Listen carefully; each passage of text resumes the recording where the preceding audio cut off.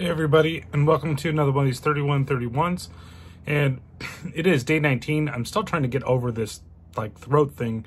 Well, not throat thing, but like the cough and the mucus and shit like that. So I apologize for my voice because it keeps getting filled with shit. But so solely based on the poster alone, I decided to watch a film from Taiwan, co-production with the Netherlands, called Dead and Beautiful. And honestly, this movie's kind of dead on the water.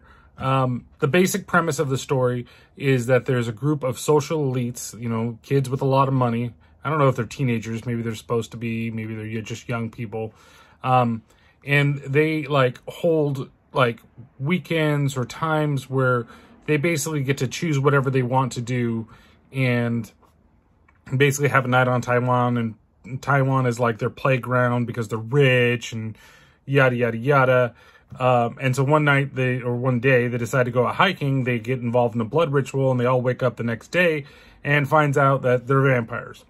Now, a lot of this has to deal with the fact that like one of the characters, Lulu, like the natives called her a vampire because, or family of vampire because of the wealth that they established, right? And which ultimately led, you know, to something tragic happening in her family. And it's just slow.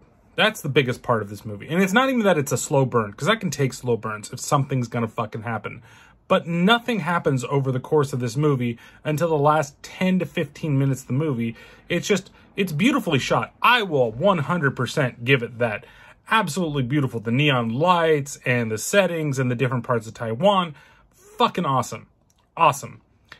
It is just boring.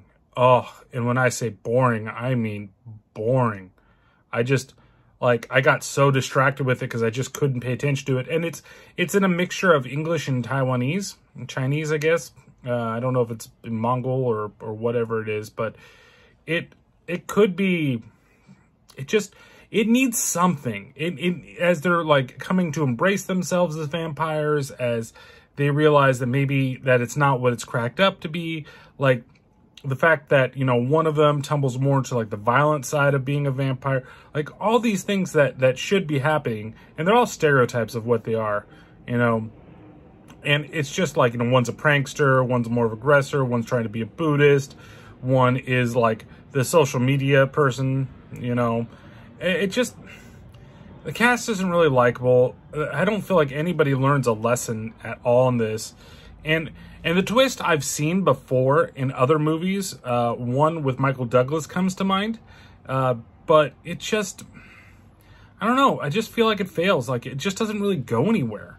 It's a slow burn that just fades away. It doesn't even like, it's not even a full burn. It's just a slow nagging flame that's caught inside the last bits of the campfire that you can't put out with the water. So it's a slow cinder is what it really is. But yeah, I mean, without really giving anything away on the rest of the movie, it wasn't for me. I really don't feel like it's a horror. It's definitely more of a drama. It's a horror because it has vampires. That's the only thing. They do vampire stuff. That's it. Like, I would have maybe liked to have seen like a real kill in it, like a real vampire kill, but there really isn't anything like that in this movie. So, I give it 2 out of 5 pointy teeth. It only gets the extra point because it's shot beautifully and the soundtrack is awesome. That's it, really. So, we'll catch you next time for one of these 31 and 31 horror movie reviews.